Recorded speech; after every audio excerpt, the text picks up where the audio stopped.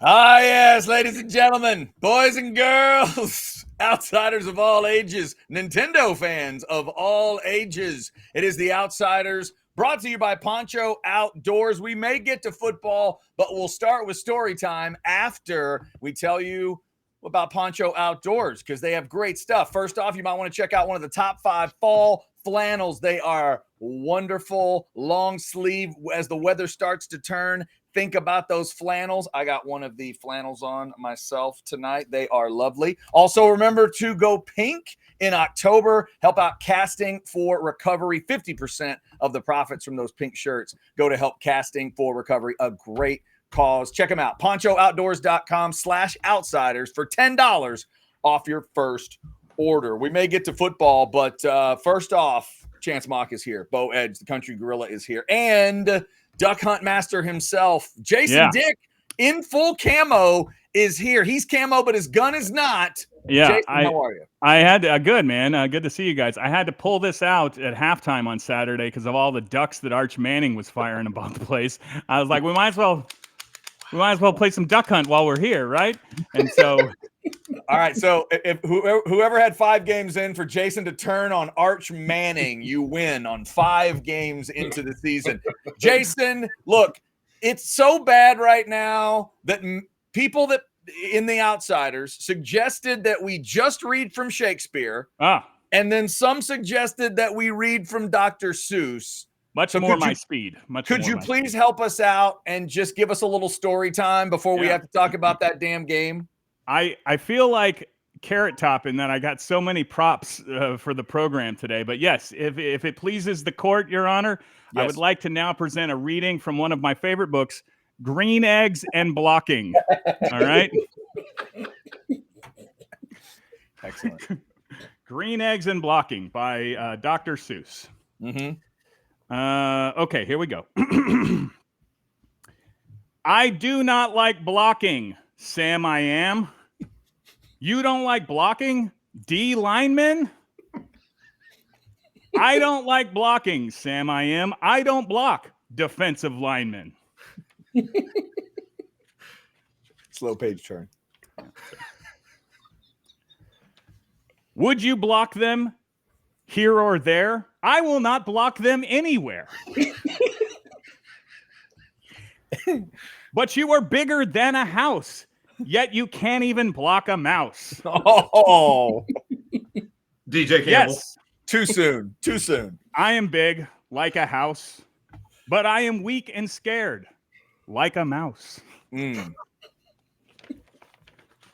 Slow page turn. Sorry. Getting emotional. Pages are sticky. They just came off the print. Emotion. So you will not block, not near or far. Could you block the Sooners? Here they are. I don't block Gators, won't block OU. I especially won't on 4th and 2. I will not block them on the field. I will not be Arch Manning's shield. I will not block them for a run. I will not block. That is no fun. I will not block. This is getting old. Fuck this play. I'll just hold. Rare use of the F word from Dr. Seuss there. A lot of people don't remember the unedited Dr. Seuss. We're going to need Dr. Seuss was a dirty bastard. We're going to need an explicit language warning for the cover. Okay, we're towards the end. I will not block. I don't give a damn. I will not block them. Sam I am. That's just emotional. You know Green what? Eggs and blocking. For those that wondered what the game plan was, I think I now understand what happened in Gainesville, Florida. That will produce 29-21 every single time. I wrote my own Dr. Seuss lines for when we get to reveal the envelopes of fun from Chance's game that obviously derailed our entire season. But I have a special ditty just when we get to that. Okay, we will get to that. We'll have a good time with the Outsiders as always. Real quick, though, let's duck out for a serious comment because one of the most legendary fans that has ever fanned is in need of your support and your positive energy. The legendary Scott Wilson is doing all right, but he's going to need your help. He's been in the hospital, and He had a little issue in Florida, if we understand the situation correctly, but he is on the mend, and we wish him nothing but the best. Super fans are one of the coolest things about sports, and he might be the coolest Longhorn fan ever, with all due respect to the rest of you. But he's certainly one of the legendary ones. So, Scott, get well soon from the Outsiders. Yes. No doubt. Chance, as someone who has had I call it honor, and I have a T-shirt somewhere up in the nether regions of my closet that explains the honor. I've gotten to drive the caddy home to get Scott Wilson home from a baseball game to his domicile. And when you do that, you actually get a shirt that says, I drove the caddy, and it had a character of Scott Wilson on it. Wow. Dude, that is so cool. Chance, in your playing days, did you ever have any Scott Wilson stories from back in the day? The only time I was really around Scott was when I'd go watch the baseball team. I mean, obviously, he was always there front and center, and it was good to see him. Yeah. You see him at the football games. I mean, good Lord, he hadn't missed a game since Earl Campbell played. Yeah, I know. Like I think of him with baseball. Like the first thing I think of is the dish, but it was all of it for him, right? It was every baseball game, and it was every football game. Like you said, all the way back to Earl. Ed, his house is literally, you would die if you were a Longhorn fan. Like, it is a shrine to every little knick-knacky piece of memorabilia you could ever fathom going back 50 years of Longhorn sports. I mean, he's got like golf tees from when Crenshaw won the Southwest Conference title tying kite. Like, he was there and got golf tees from it and has them framed. Like, man, you name it, awesome. He has it. That is awesome. We're thinking about you, Scott. It is The Outsiders, brought to you by Poncho Outdoors. So Texas did fall 29-21. We'll get to some Mach 5. We'll get to the envelope game where I don't know if any of us want to open the envelopes. We'll see. Who wants to start game reaction here? Like, does anybody have a feeling that they feel like needs to start this discussion? Because I feel like there's a huge just gut punch that this whole fan base took after this loss. Like, where do we start here, guys? Oh, no, we suck again. Have you seen the movie The Replacements? That's Keanu, right? That's Keanu Reeves, where they had the offensive lineman that was like a sumo wrestler and ate too many eggs, and there was a whole hodgepodge. We need an epiphany moment like that where we go get some convicts and sumo wrestlers. Anybody that wants to actually block somebody on the offensive line would be encouraged right now. Yeah. Well, I mean, go ahead. No. Look, actually, Jason, you go first. Well, we can talk about whether we have the personnel problems that we have on the offensive line, about how Arch Manning is playing as if he's never really played football before, about how the first quarter of that game, it seems our defense, did Florida invent the crossing route? Because those first two possessions, it was just like, what is this? A man running horizontal across the field? I can't cover that. That's impossible. But honestly, my biggest issue with this game is they seem so unbelievably unprepared and coming off of a bye week. Did Keegan Bradley coach the team during the bye week? Like, at least the USA team finished in the fourth quarter.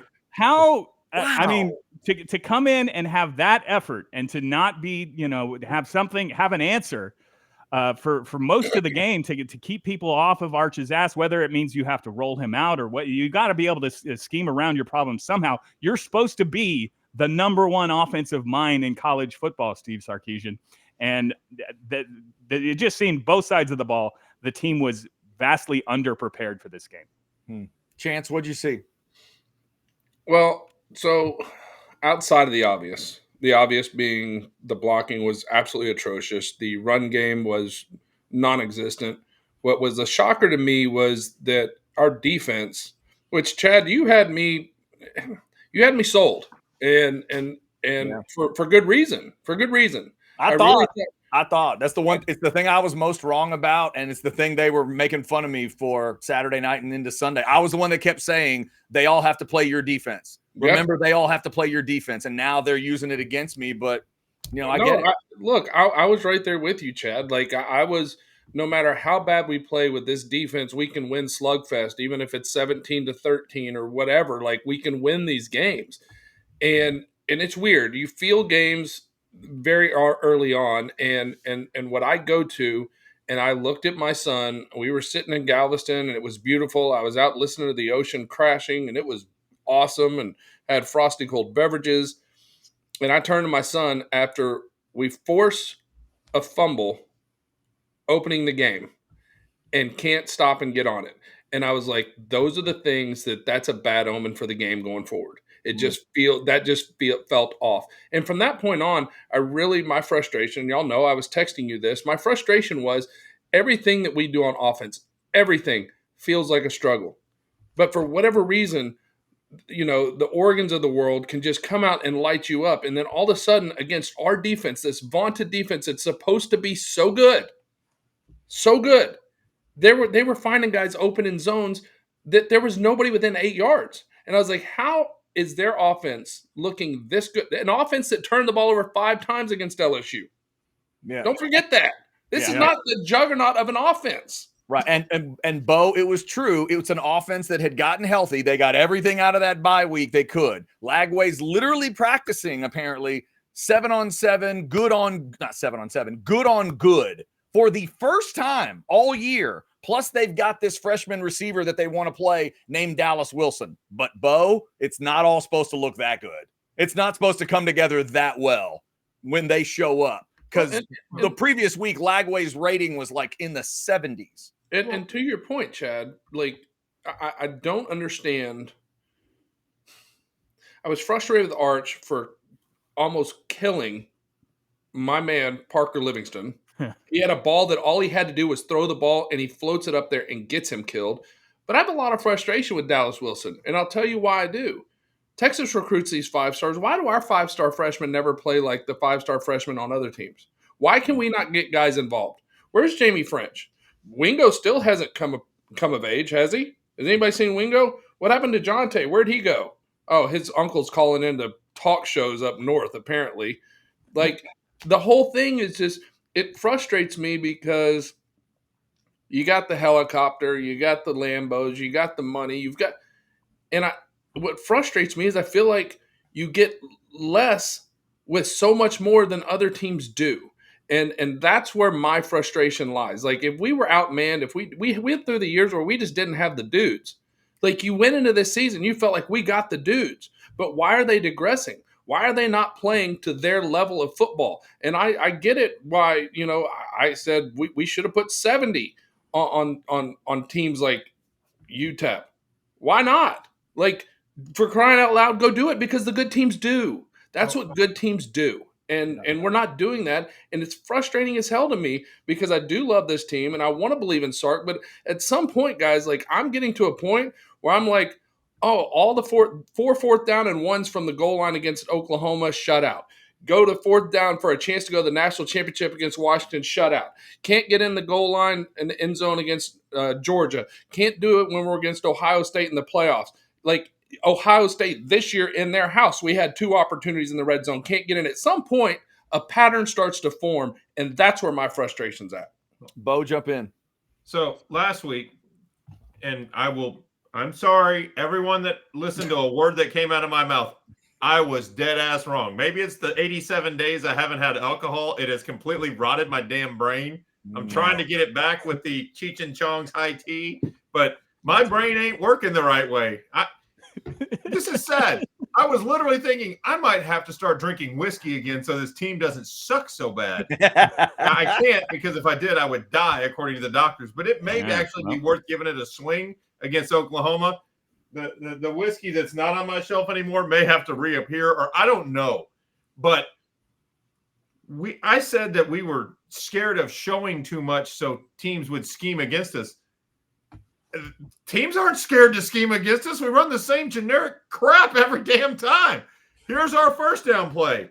A goofy pass that has, I don't know, 6 guys running verticals, it seems like, and nobody coming short. No screen passes, which was Sark's bread and butter for many years. So is it safe to assume that my hero, Quinn Ewers, is the only one who can successfully throw a screen pass? It's not really Arch's forte, as judging by the ones that the guys were having to have reviewed because they were getting picked up off the turf. But where's the screen game? Where's the short passing game? Where's the motion? Where's the fake jet sweeps? Our offense now looks like a rudimentary 5A high school lineup where it's like we got 3 receivers. One's going to run an in, one's going to run an out, and then the guy over here is going to go deep. And then here's how we're going to get you. Next time, we're going to vary it by 3 yards. So he's going to go 3 yards deeper before the out. And then it's not going to be a true post. It's going to be a skinny post. I'll get him. Oh, that guy's just going to run deep again. And our tight end is going to sit there because he's not blocking and he's not running a route. So that's our offense. Yeah. Jason, give me 1 sec here. Let's hear from Covert Ford. We're talking Texas and Florida and trying to figure it all out. Kimberly, help us. Hi, I'm Kimberly Covert, and since 1909, the Covert family has been committed to Austin's community. For 116 years, we've grown with Texas, driving progress, building trust, and serving the Austin community. Whether it's the all-new 2025 F-150 or the versatile 2025 Ford Maverick, we're here to help you find the perfect fit, just like we've done for generations. At Covert Ford, it's more than cars. It's about family, service, and a legacy of trust. Visit covertford.com and become part of our story. All right, Jason Dick. Uh-oh. Unmute. Sorry. I was reading Green Eggs and Blocking. Toward Chance's point about these guys vastly underperforming their talent, is this possible that because Texas has the best of the best players and we exist in a world where you basically are constantly having to re-recruit your own guys who are on your team, like, please don't leave, please stay here, that you are not really able to coach them as hard as you would, because these guys are the most talented mother effers in the country. And if they get, if Sark gets into their ass too much, the guy's just going to be like, I'm not here for that. Okay. I'm going to go somewhere else where somebody's not going to yell at me. Like Sark, I've seen him ready to take a guy's head off, a security guard, just because he put his hand on his chest, says, hold on, don't move yet. Okay. Yet I don't see him get into his player's ass at all. So is it possible that Sark has to handle them so delicately because he's afraid to lose them? Well, why? Okay, why? So why do other teams get so much out of their guys? That's a question I have to have, because there's other teams out there with just as big of payrolls as we got. And look, for a long time, and Chad and Jason and Bo, well, not as much Jason, but Chad and Bo, like I've withheld my really harsh criticism for young men because they are young men and they were student athletes. But you know what? When you're making millions of dollars, at this point, you're a professional athlete. And what comes with the territory of making that money is being treated and criticized like a professional athlete. And where I look at it, I go, everybody else seems to get the most out of their players. Like, it's frustrating to me. Yeah, real quick, Bo, I'm going to let you jump in. But also just Jason along the line, I thought Ketch has made an interesting point over the last couple of days for everybody to realize the offensive line and the running back situation. That's part of the portal stuff too. But let's remember, 2 straight years of semifinal appearances built on speed at the wide receiver position. And Jason, what the stories are is that these receivers and their reps and their coaches in high school started telling these guys, well, don't go to Texas, because you're not going to get to play and develop. They're going to just bring transfer portal guys, a la the Jonte Cook situation where they brought in 3 guys. So Sark brought in all that speed and all that talent for 2 straight years, and it gets into the semifinals. Mitchell and Golden and obviously Worthy when he's healthy and all that stuff. But this group just doesn't feel like that at all. And he did not go into the portal to get that speed at wide receiver again. He's counting on the 5-star freshman that Chance rightly is asking, fellas, where are you? Where are you 5 games in, unlike some other teams' freshmen, like the one that just got unleashed on Texas? Yeah, and let's not forget, there was 2 really good offensive linemen coming to Austin. And Coach Flood said, no. I mean, we're good with who we got. And that's where I was going with this, Chance, beyond what wasn't recruited. If there's anything to believe from the recruiting rankings and all those things, Texas doesn't just have 5 linemen on their roster. Like, they have 4 whole classes full of offensive linemen. Are you telling me that at some point you didn't look at the interior offensive linemen and your best possible solution to fix it was telling Nick Brooks, a tackle, hey, go give it a whirl? There's not one other guard in our orbit. And if that's the case, then how the hell did you not go get somebody in the portal? Like, I'm not jumping on you need to replace your guys with portal guys. I'm all for getting guys, developing guys, and having them become better guys. But you sure as hell need a lot more than 3 interior offensive linemen that are even perfectly capable. Where's Daniel Cruz, who's supposed to be a good center that needs time to learn? Well, if we're going to throw it all away on a season, we might as well let some of these guys learn in the season, because the guys on the field were not doing the job. They're supposed to have backups. Like defensive tackle. How many defensive tackles did we bring in that game? 7 that I counted. You're telling me we only have 3 interior offensive linemen that are even physically capable of walking out and playing a game? Well, and so that you have to bring in a backup freshman tackle to come play guard? No. And I'm sorry, Bo, that, like, again, when you're going to get paid like professionals, you get critiqued like a professional. And there was offensive linemen that are playing right now that held this team hostage and over a barrel early in the spring, wanting more money and threatening to leave. You know what? By God, you better be playing your ass off if you're going to be in that position. If you're going to make that money and you're going to hold a team hostage and get that money, you better show up and perform every week. So, Chance, Catch made a wild point in the post game, and I couldn't. It just stopped me for a sec. And I want to ask you, because obviously you were the guy they were protecting. You ever been on a team as a quarterback where you ended up with 3 left guards and there wasn't an injury? 3 different left guards over like a 5-game period, and none of them got hurt. No. You ever had that? No, we never. There was never. That's wild. There's never a guard, whether you talk about Bo Baker or you want to talk about Tillman Holloway or you want to talk about any of those guys, Will Allen. I don't. None of them were ever replaced, even for a half. There was never even a, hey, you're getting your ass whipped here. We got to do something different. Like, that never happened, ever. Yeah, it feels weird. It feels strange and rare. And when Steve Sarkisian at the media deal this week, Jason says essentially, I didn't really plan to play Nick Brooks there, left guard, but what are you going to do? And I'm like, dude, this is your first guard, you dumbass. This is your first SEC game in the swamp. I know I'm arrogant and think I'm smarter than the room sometimes, but let's be real. There's one answer to that question. Have more than one left guard on your freaking roster that's eligible to play. Yeah. Because, like we said, this is coming off a bye week. Like, they had 2 weeks to try to figure something else out. Now, obviously, Sam Houston made the left guard look good, and I'm not calling out individual players. I don't want to do that. I'm calling out the coaches for identifying or seeing the problem, and their solution was, let's just keep doing it because they're gonna get it. Yeah. But okay, so obviously this personnel decisions have to be made for 2026. But right now, the roster is what the roster is. And I know less about playing quarterback than any of you guys, but particularly Chance, I wanted to ask.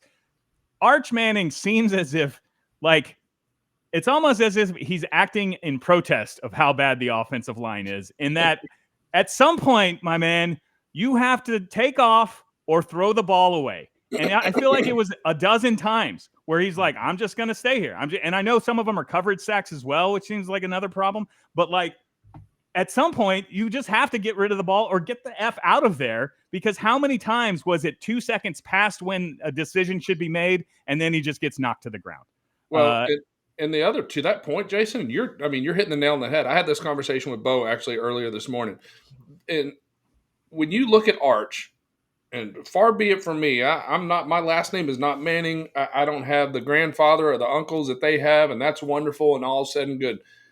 He steps up into pressure more than anybody I've ever seen, and it's so frustrating. Like, here's everybody get their drinks ready. Here's my Josh Allen will use his offensive linemen and push them into the blocker to create space and go get out of the way. He almost used them as a propellant to get out of the Arch just steps up into him, and then he just like in this problem. And it's like you said, it's 2 seconds too late. There are holes. We saw it on I want to say it was the third quarter, but he stepped up and he ended up running for 15 yards or something like that. But it was wide open. He made a decision to go. That was the Arch of last year. I feel like this year we're in the Arch of I don't know what to do. Like, Chance, we talked about a particular play where good for Trey Wisner, who obviously is now hurt again, Wisner stepped up and picked up a blitzer. Arch Manning, one, missed the blitz coming from the outside that Wisner had to come across formation to pick up. But if you're the quarterback, and this isn't about Arch because he's got his issues, but it's not issue one for this team. There are other, like, you knew Arch was going to have some learning mistakes as he's growing into playing college football. But I don't care what level you're at. Chance, tell me if I'm wrong.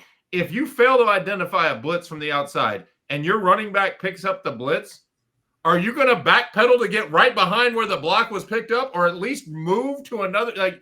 Because there's always a secondary. If you're blitzing from here, there is a secondary blitzer coming from somewhere else that is trying to go where you go. So the last place you should be going is right there waiting for that to come. Vacate the pocket or back out the other way. You sure as hell don't step into the blitz. You're basically just putting a big old target on you saying, hey, backside blitzer, I'm here and not looking. Now, in this case, he just threw it into the stands or wherever it went because it sure as heck wasn't completed. But that's the first rule of quarterback when you don't identify the blitz, is to know that if it's there, there's another one. Can I lighten the mood, though, real quick on throwing it into the stands? Did y'all catch the guy last night that caught the pass from Josh Allen when he threw it out of bounds? And he went up into the stands, and the dude shoved it up underneath his shirt and took off sprinting up the stairs. Good. And they did the announcing the whole way because there was a guy in a Milano jersey and he was in an Allen jersey and he's running and he's like, and he's like, oh, he's going to get out of there before the NFL gets the ball back. That's he's right. like, I'm gone, guys. Yeah. See y'all. The NFL's so rich. Give the balls away. Knock it They off. should. Yeah. They should Also, have good game, Bills. Good game. You do it on touchdowns. Why not let them have Hey, it on that? I gotta say, sorry, Chance. I'm fine with it because I gotta say this. Number one, I told y'all I love Drake May. I think the guy is. I think he's a fun player to watch. I think he's a fun young player. I love the way he's got charisma. He's got cockiness a little bit, but he carries himself. I love Drake May. That being said, Sean Hockley and his crew, and they've done this several times. It was both teams. When the officials interrupt a game as much as they did on both of them with bullshit calls both ways, like, that's unacceptable in the NFL. That was bad last night. They played too much of a part in that game on both sides of the football. Look, I'm just saying, this was probably our only chance for the outsiders to shoot the moon, okay? My Cowboys win, Chad's Cowboys and Bucks win. Even the goddamn Titans won, and we just needed the Bills for the sweep. And you can put their helmet upside down, Chad. Hey, it's already there. Way, See, right there. that was the most Titans way to not go over for the season. Like, that's their if they go 1-16 and that's the win. Oh my God! No. Oh if their only win, yeah, they deserve it. They deserve it. If their only win is because a running back dropped the ball on the goal line and didn't get the touchdown, followed up by an interception by your rookie quarterback where they fumble it and then you recover it for a touchdown, and then the other team bumbles the clock management so bad that you get the ball back with just enough time for your kicker to kick it. I'm sitting there with Jenny and I go, there's no chance he makes this kick. There's no chance. And hey, Bo, you know what they say about the awkward dude that was the second to last to get a date to the prom? All you got to do is be cooler than the last guy that got a date to the prom. That's all you have to do to make sure you get your date. You just need somebody to be a little sloppier than you are. What they say in Africa every morning, a gazelle wakes up and knows he just has to be faster than the slowest gazelle. And a lion wakes up and knows he just has to be faster than the slowest gazelle. That's it. Lord help me, I'm not a gazelle because I'd be dead right next to Jason. That is it. All right. Jason would outlive me, though. Jason is faster than this current iteration. He legged out a single. Let's not forget. True. He did leg out a single. That is true. All right. Before we get to the Mach 5 top 5, which will prolong the envelope game because none of us want to open our envelopes, let's have Jason tell you about the place he goes to sprint to the tee box to fire birdies. And that is the golf club at Star Ranch. Let's party, man. All right. The golf club at Star Ranch, my favorite golf course in all of Central Texas. It's the best because it's super duper fun, man. It is, if you are a very good golfer, a place where you can score. All right. Birdie available, eagle available. And if you're just out there to have some fun with your boys, it's a perfect place to do that as well. Not so particularly punitive when you hit a bad shot. And it's got all the holes are fun. There's lots of fun, interesting designs out there. You see the little par 3 right there. That pond has like 24 of my golf balls. I want those balls back. But yeah, it's a super duper fun place. And the best thing about it, it's always in great shape, man. 12 months of the year, whether it's the cold of December, January, or when it's 100 degrees every day, and every other course, Central Texas is turned brown. I don't know how they do it, but it is always green, lush, soft fairways. And the greens roll true. You can make putts on those greens at Star Ranch. Great place to have a tournament. If you're putting together a charity thing, they can hook you up there. For more details, just scan the QR code right there or call them 252-GOLF. It's the golf club at Star Ranch.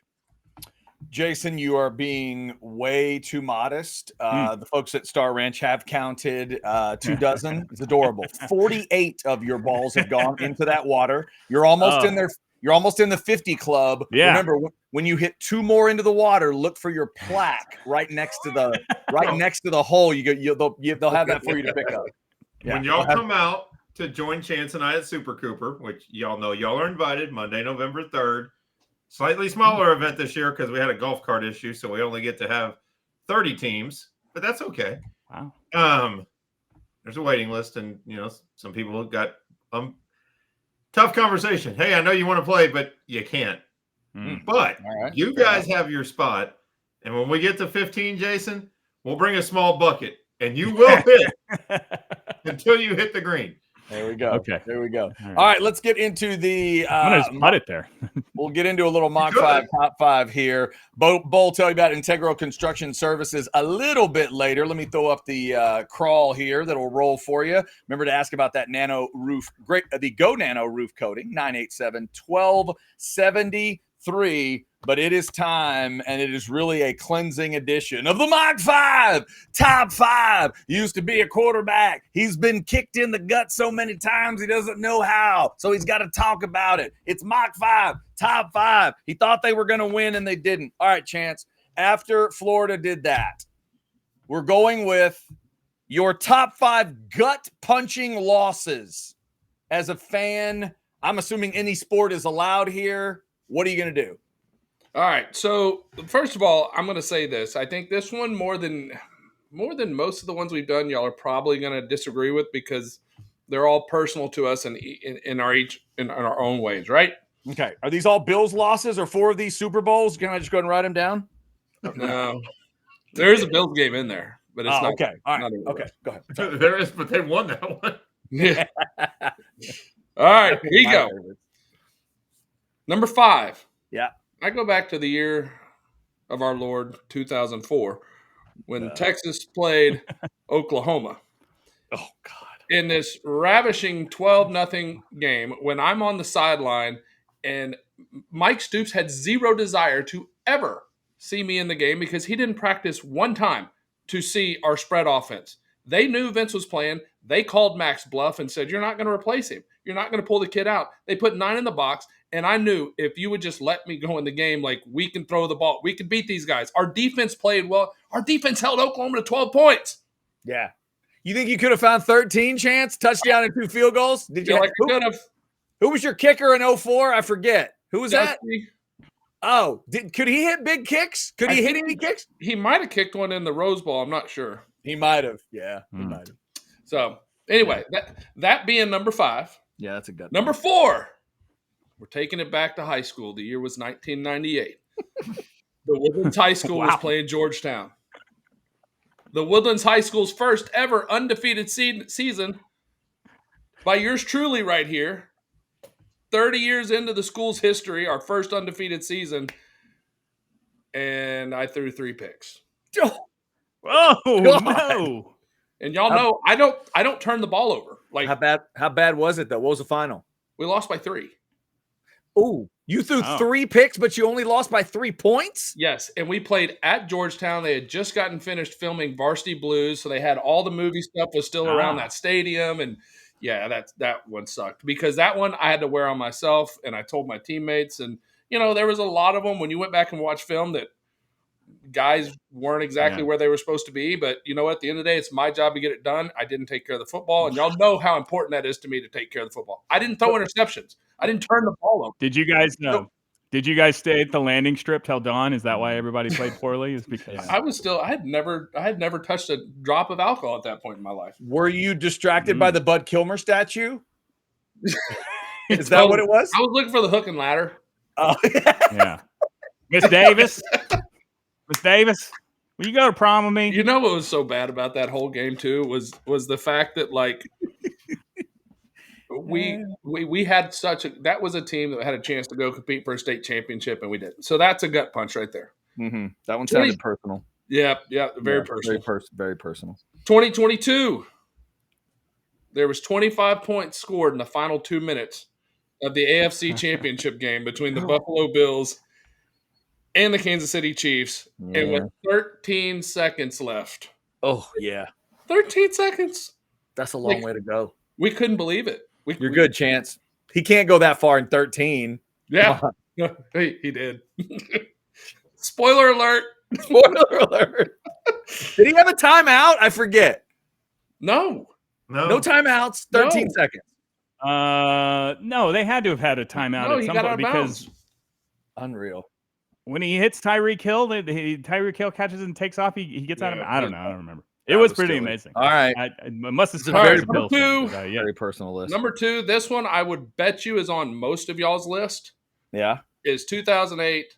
There was a guy named Michael Crabtree. Oh, God. And he was being covered by a guy who was picking up. Basically, he was covering for his buddy because there was a blown coverage. And Earl Thomas did not make the tackle. And Mr. Michael Crabtree ruined what would have been a national championship type season again for the Texas Longhorns.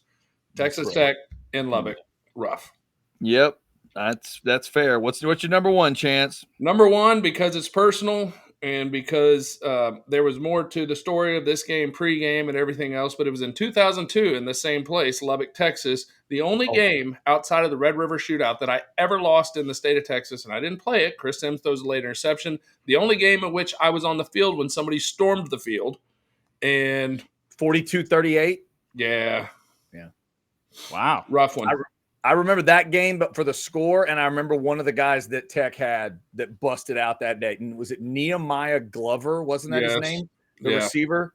He wasn't very big either, little guy. That was one of those games that reminded us. That was one of those games that reminded us all. There was an era, there was a hunk of time when Texas and Texas Tech would play. You just stood back and watched the fireworks. That was such a crazy game. Simmons. That was BJ. Was that Simmons in 02? Yeah. Is that right? He was 02 and then he was 03 in the game in Austin. 03 was his senior year. Right. 03 was the torn ACL game. Yes. With you and the whole thing that we always talk. Yeah. That one. But that one was. I watched that from the press box. I still have like night sweats about that game every once in a while. Dude, I'll tell you though, it was so funny. So one of our coaches, he was an older gentleman, but he would come and he would tell us a story, and he said, "Hey guys, when we're gonna go play Tech," he goes, "Let me tell you, from out in West Texas, we'd go hunt these coyotes from a helicopter." And he said the coyotes, they would take off running, and they would sprint, and they'd get behind a rock, and they'd be panting, and then we'd circle back around, and they'd take off. They sprint, and then they'd hide behind another rock, and then we'd have to circle back around. He said we do that for about 30 minutes. Somehow or another, this coyote kept finding more energy. He goes, when you play Tech, it's kind of like that. You're going to think your ass is tired, but you better keep running or you're going to get shot. That was his story that he would tell us. That's a good way to do it. All right, Jason Dick, I feel like it's so personal. I don't know if we mess with Chance's list. Do you want to mess with Chance's list? Yeah. I'm a mess with it. Just give us one of yours and we can. I'm going to mess with it. And I'm going to give you so many more of mine. I love this topic. I don't know whose idea this was. I'm slow on the group chat today, but good job, Bo. Executive producing at its finest, this guy.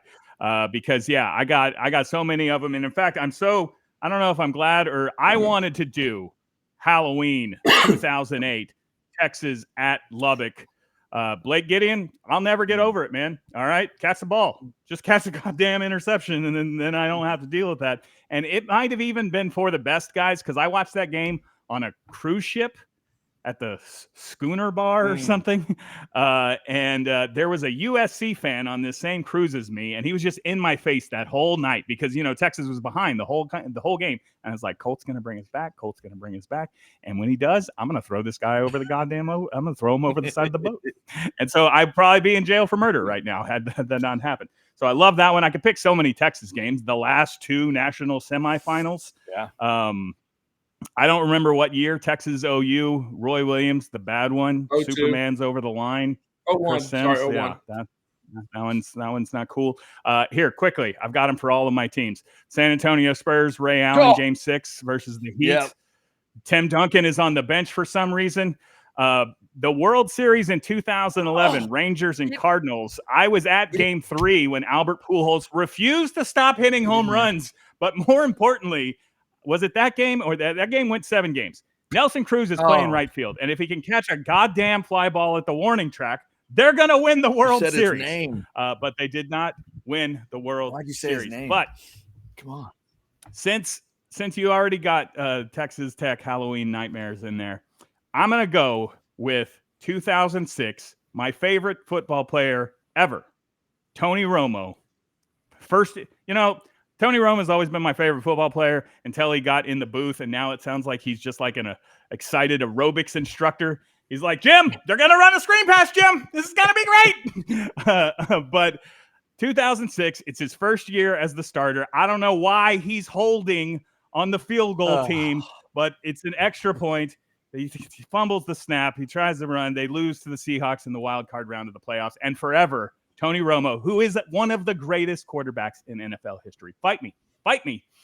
Will never overcome that. People will think about that for all of times. So I'm going to put that in. And I'm sorry, you know what? I'm doing it for your own sake, Chance. We don't need 3 interceptions in Woodland High School in there. All right. I tell you what, as well, when you started telling that story, I got a little bit, I know this isn't you, but I got a little bit of Uncle Rico vibes, okay? It was like, when I was in high school, if I go back in time, coach put me in. Oh, no, I was in. I wouldn't have put him. It sounds like he was very much in. I was very much in that. Heavily involved with the 3 interceptions. Yeah. So, Chad, I'm sure you'll just take Romo out and put the Woodlands back in. But for now, I want Tony Romo 2006. I would leave Romo's. I wasn't even a Cowboys fan, and that hurt my heart because because I liked. There was no way, even if you're not a Cowboys fan, which I'm not. There's no way not to like. I loved what Romo did because he was like the story of just like everybody told him he couldn't, and he just kept going, and he gets a shot, and he makes the most of it. Like I love the guy. Yeah. Well, and I know Bledsoe was the starter at the beginning. And that's why Romo, the backup quarterback, was holding. But when is the other time that has happened, where the starting quarterback is holding on extra points? What are we doing? And that is that's the extra love. I'm so glad I asked you, Jason. Thank you for bringing up every bit of heartbreak I've ever had in my life as a fan. But the extra level of a gut punch, I think, is when you have one of those where a basic, fundamental, easy thing happens. The older I get, the more I don't want to see that. I don't want a game to end on a missed extra point or a bad hold or just one of those basic things. Like I want it to end because somebody made an awesome play, not because of like the A&M Notre Dame game. Yes, I'm happy A&M won the game. It sucks to me though that's why. Like they technically won because the Romo thing happened, right? A guy messed up the hold on an extra point, and that's the difference in the game. That's crazy. I didn't do it on purpose, Chad, but you're totally right. Get the ball down on the extra point. Catch the ball, Nelson Cruz.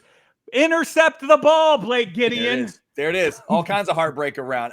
Bo Edge, would you like to add any to the list?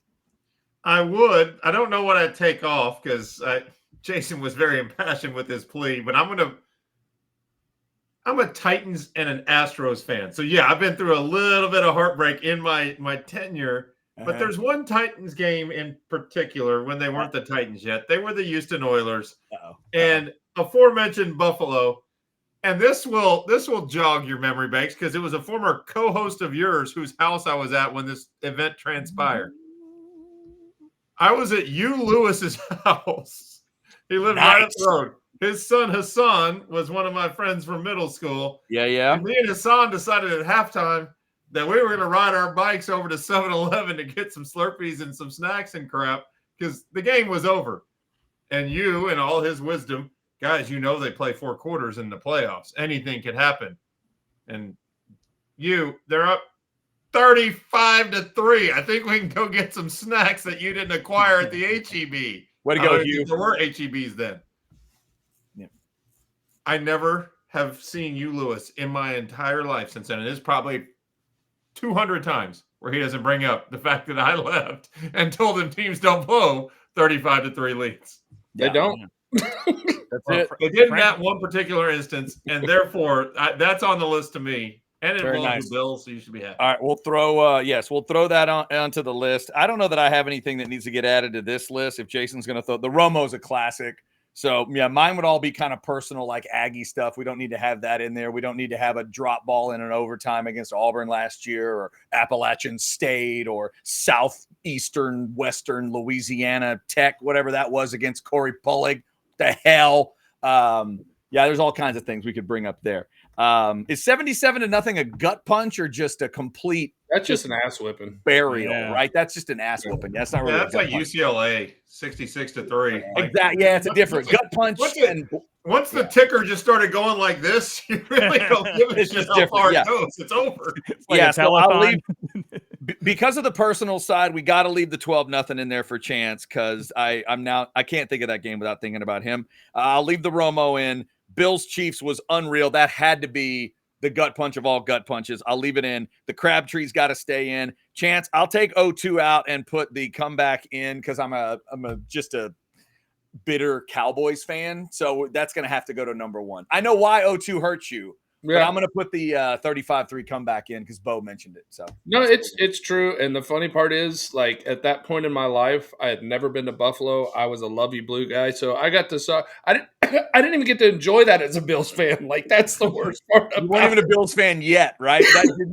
You weren't there. The other great thing I love as a football nerd is after that day, Frank Reich had the biggest comeback in college and pro for a while. He doesn't anymore. But for a while, he held both of them, which I thought that was really cool. You know what I do find fascinating?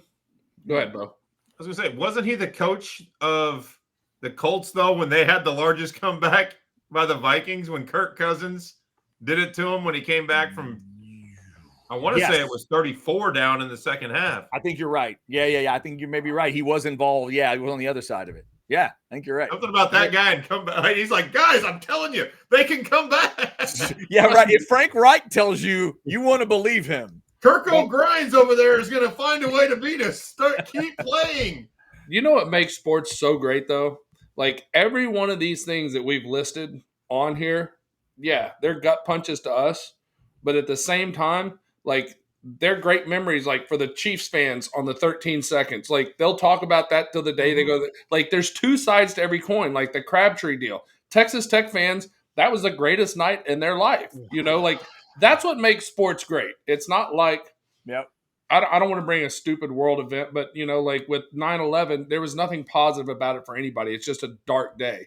But the thing with sports is, it's a dagger in the heart for us and it sucks. There's a whole nother group of people that's like, this is freaking awesome. That's what makes sports awesome to me.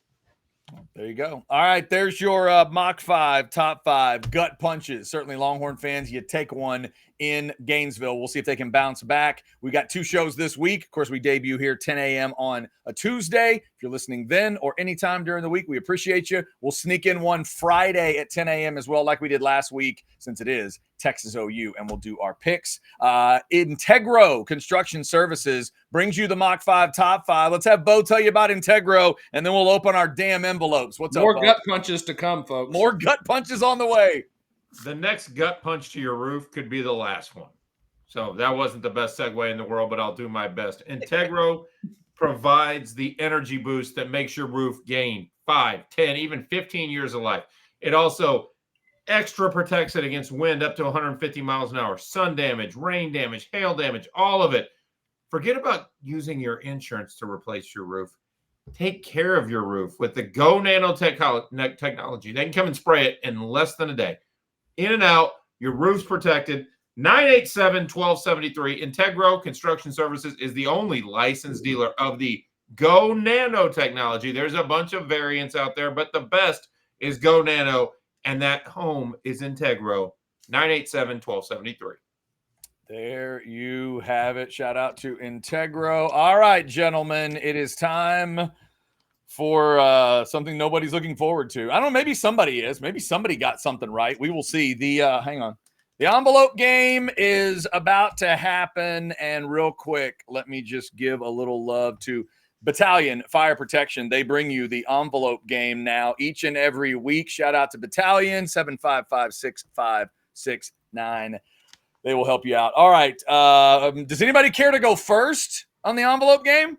I feel like I should have to, since I came up with this silly game. I like that idea. It's your game. You go. And y'all can just wear me out for these. So as I unseal this wonderfully sealed envelope that I sealed with so much hope. Should we explain did we explain that? Yeah, we wrote down these predictions last week about what was going to happen in the Texas Florida game. All this was written down. Predictions on college or pro football. And here we go. You're surely all correct. I hold this paper in my formerly nicotine-stained hands. Yep. My picks from October 2nd, 2005. Number 1. Yep. The Texas defense will create at least 3 turnovers. Oh, they were well on their way, like one play in. I thought I was about to hit it, and then I was no. Didn't happen. And number 2, and Chad, you can completely kill me on this one. Yep. Mississippi State upsets the Aggies on blackout night in C-Stat. How about that? Yeah, I thought that the jerseys and the whole thing around it and the milkmen wearing black, and I thought it was going to be a distraction, and I thought there was a Mississippi State team that was, I was wrong. Hey, black was slimming for the swaying back and forth. The yell leaders looked very slim. Reveille rocked the eye patch. You couldn't stop them. Come on, man. That was awesome. That was awesome. They threw black on Reveille and gave her the eye patch. It was great. All right, who's going next? Jason Dick, are you next? Am I next? Yeah, Who's next? sure. I can go. No problem. Right, go ahead. Okay. So far, no points for anyone. I don't remember what I put on here, so let's just no points. Let's figure out. It's like Christmas morning. Oh, yeah, I don't know. Like the opposite of Christmas. Guys, mine just says Harris English. I don't even know what that means. What is that? I don't. That's deep inside right there. Well done. Well done. I wrote Gator Chomp gets stomped by 3 scores. Ooh, 30-13. Yeah, that didn't happen. And then I also said, and Wisner runs wild. Now, wow. I believe what did I say? 15 to 20 carries, 145 yards. It was 8 for 11. All right. But did not happen. So just a little bit less than the 145 I predicted. But Bo Edge and I had a wager. He owes me 1 high tea because I said Wisner would outrush Jarrett Gibson, who had 0 carries for 0 yards. What the? Wait, is that written on your envelope, or did you? No. But we made that wager on the show. Oh, okay. I think Bo's envelope is going to allude to that as well. Okay, still no points. Bo, okay. I'm going to let you finish, so I will go next. And I did stay away from the Texas game, thankfully, but it did not help me in the accuracy department from what I recall. Let's see what the old card says. Wrote 2 of them down, gentlemen. The first one says Florida State over Miami by 10+. That did not. Hang on. But it was inverted, as they say in Top Gun. The other part says Vandy beats Bama. I thought the Johnny Manziel magic was gonna. They hung for a little while there. Okay, so this they did hang. Jason, I was excited. Cedric Alexander went to the end zone. I'm screaming at TCH Social Austin, and then Diego Pavia starts dropping the ball everywhere. Johnny didn't do that. Johnny started to drop it. Then he caught it again and threw it to Ryan Swope. Come on, Diego. I love the fact that Johnny Manziel was on the sideline in a Pavia jersey and was getting into it with Bama fans. Freaking he dropped the Heisman pose on him. Come on. He did. That was. He did.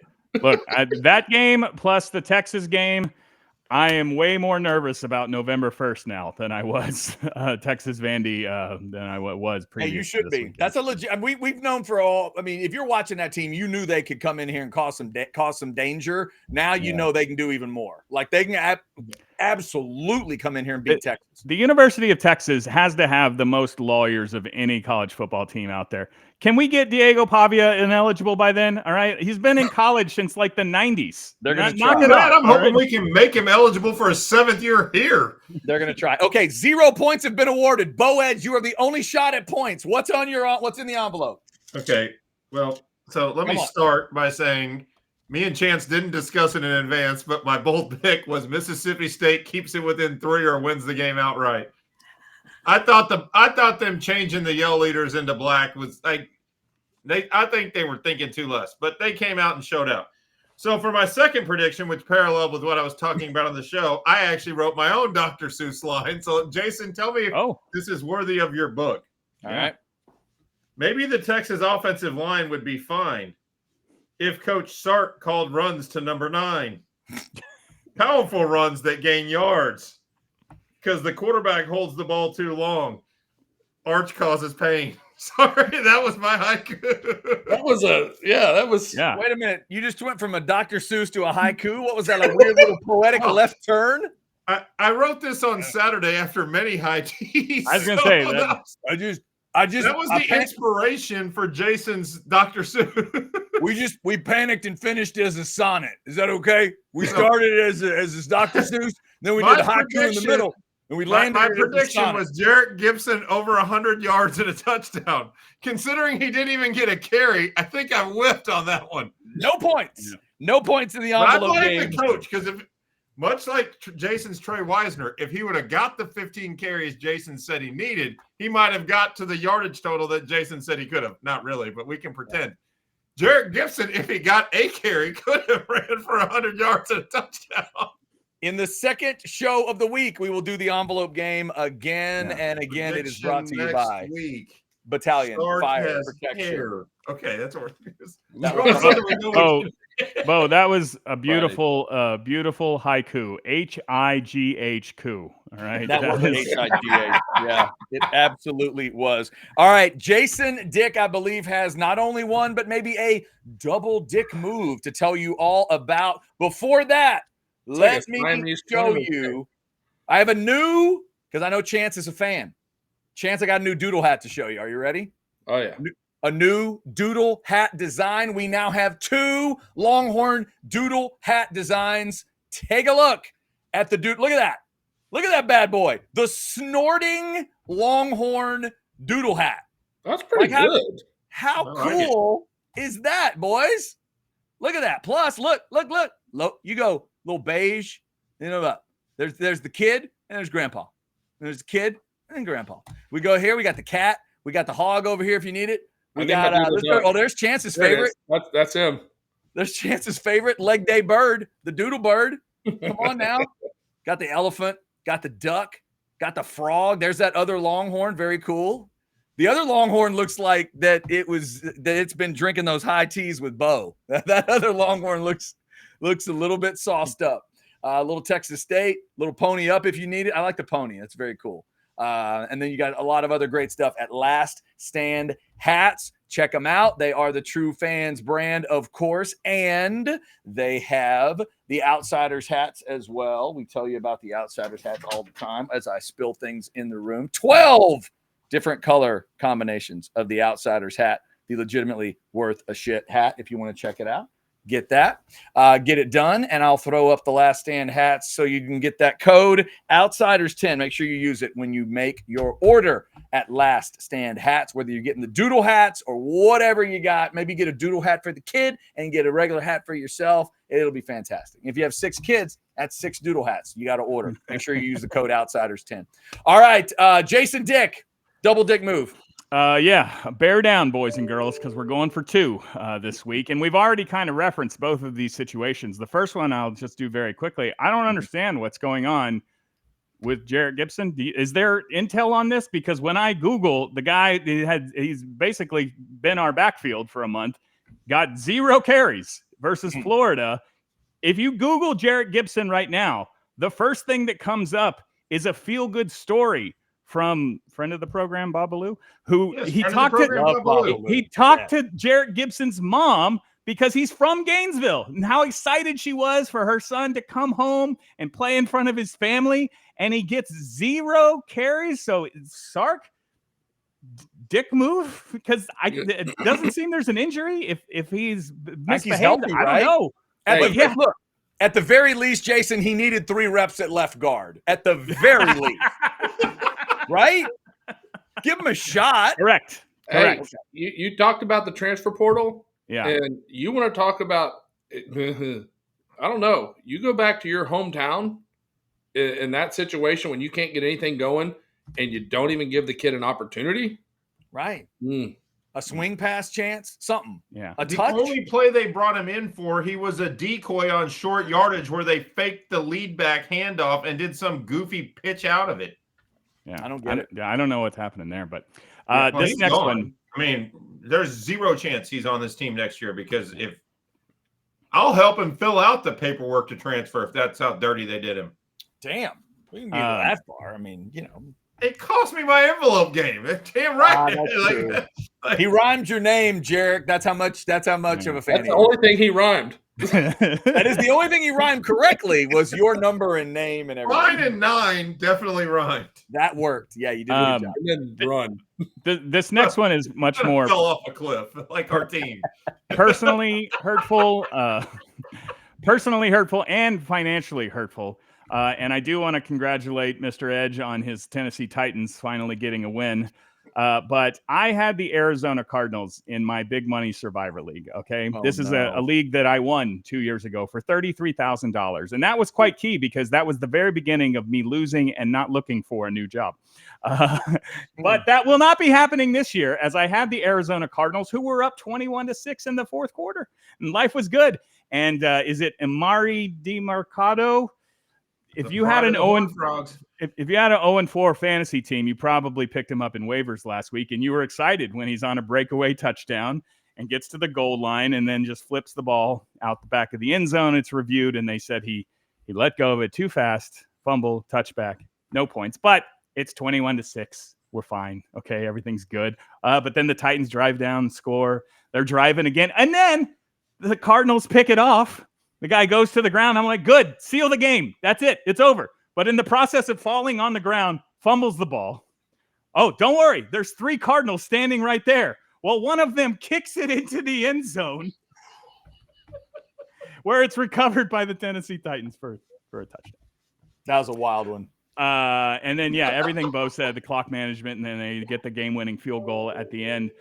Like, if you were to propose this to a Hollywood studio, they'd say, it's too unbelievable. We can't do it. All right. They'd say that's wackier than Varsity Blues. That's off the wall. Now, you think that my dick move is I'm going to give it to this DiMercado guy who fumbled at the goal line. Apparently, this is just a thing that happens. Okay. Our guy, A.D. Mitchell, did it 2 weeks ago. All right. And I don't understand how these guys don't. I've never scored a touchdown before.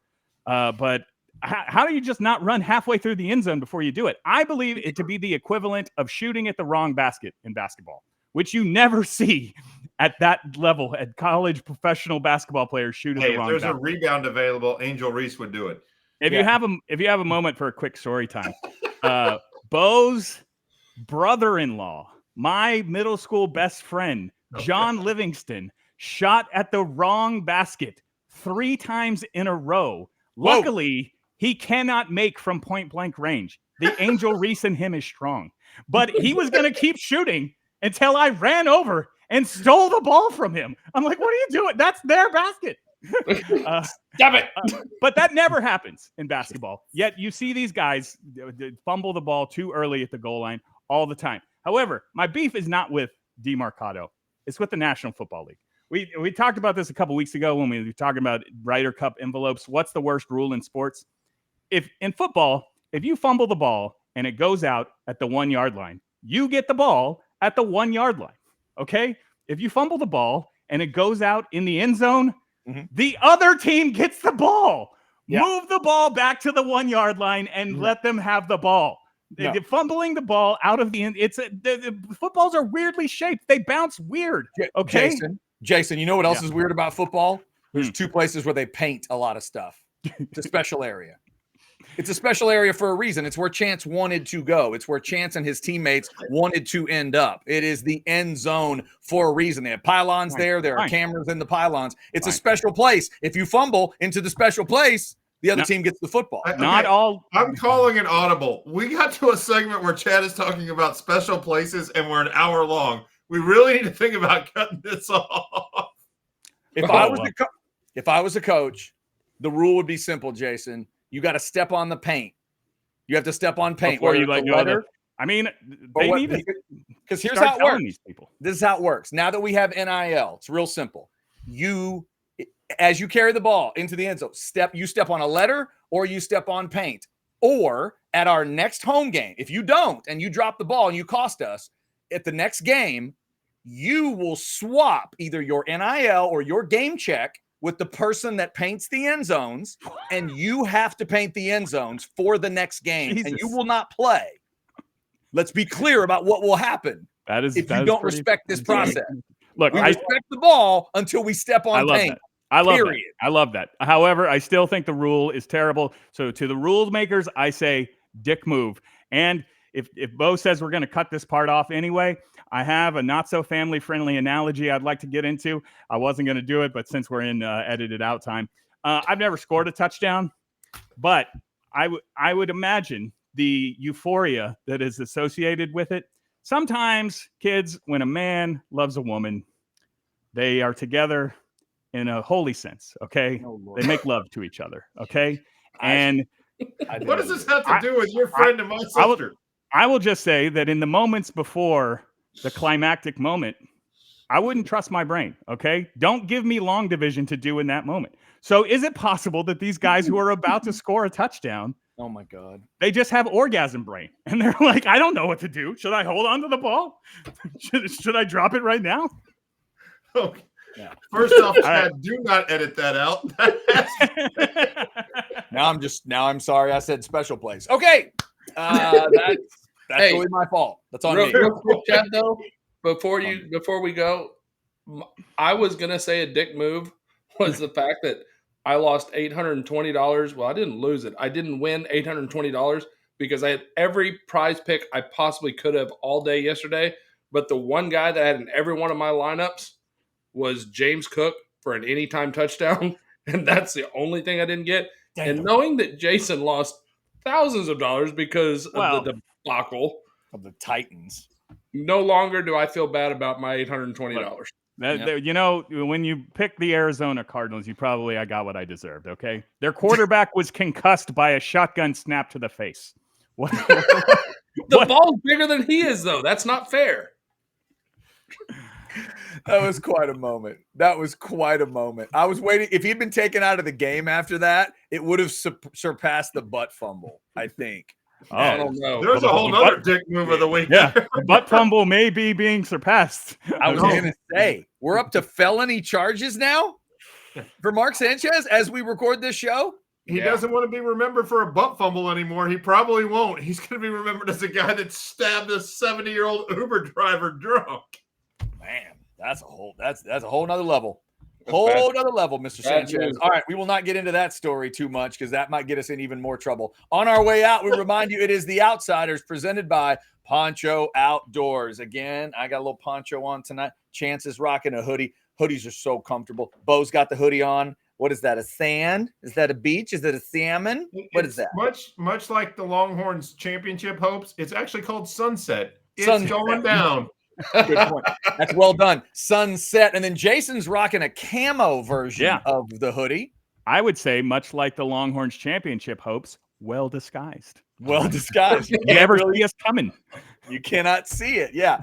And I'm doing one of the denims tonight. Don't forget about the pink stuff in October. 50% of profits from Poncho's pink shirts. Let me see if I can do it. Will be donated to Casting for Recovery, helping fund free fly fishing wellness retreats for breast cancer patients. Try to say that 3 times fast. PonchoOutdoors.com/outsiders for $10 off your first order. Or And you can also grab yourself some of these flannels. Look at Colt McCoy in number 4. The Nighthawk looks sharp on Colt. It'll look great on you. The Alamosa, the Adobo, the Hilton Head, and the number 1 is your Blue Goose. If you want to get that going, you can do the Western style with the mother of pearl snaps like we enjoy, or you can do the regular buttons like you see there. There's all kinds of great stuff at Poncho. PonchoOutdoors.com/outsiders gets you $10 off your first order.